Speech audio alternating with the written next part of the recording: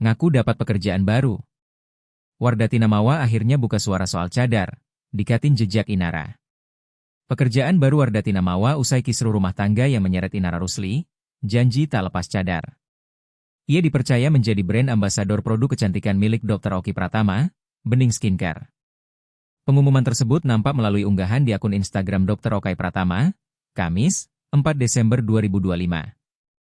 Kabar itu sontak mengundang banyak pertanyaan dari warganet, terutama terkait cadar yang selalu ia kenakan.